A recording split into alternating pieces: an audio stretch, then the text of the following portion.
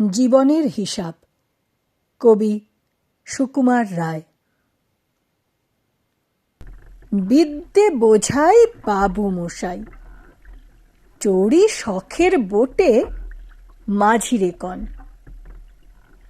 বলতে পারিস সূর্যি কেন ওঠে, চাঁদটা কেন বাড়ে কমে, জোয়ার কেন আসে?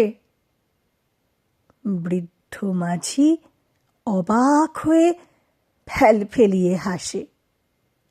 বাবু বলেন, সারা জনম মরলি রে তুই খাটি, জ্ঞানবি না তোর জীবনটা যে চারি আনাই মাটি।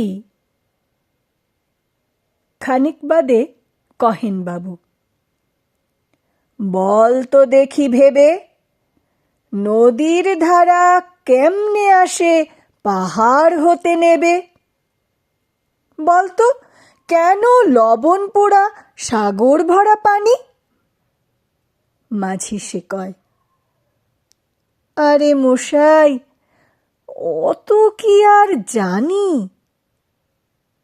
বাবু বলেন, এই বয়সে জানিস নেও তাকে, জীবনটা তোর নেহাত খেলো, অষ্ট আনাই ফাঁকি।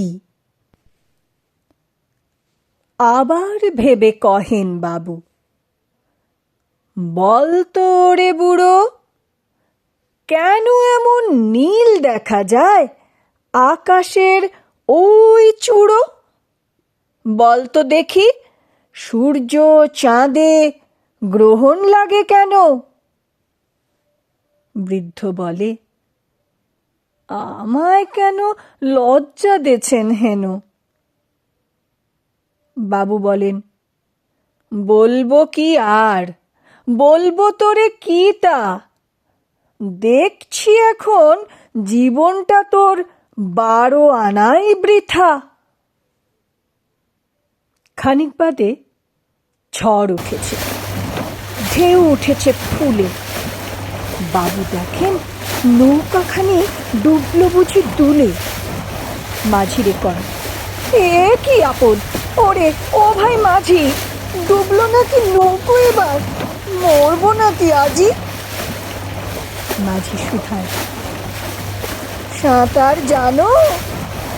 মাথা নাড়েন বাবু।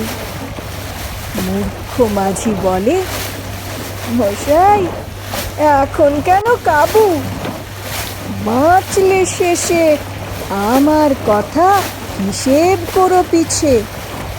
তোমার দেখি জীবনখানা 16 আনাই মিছে।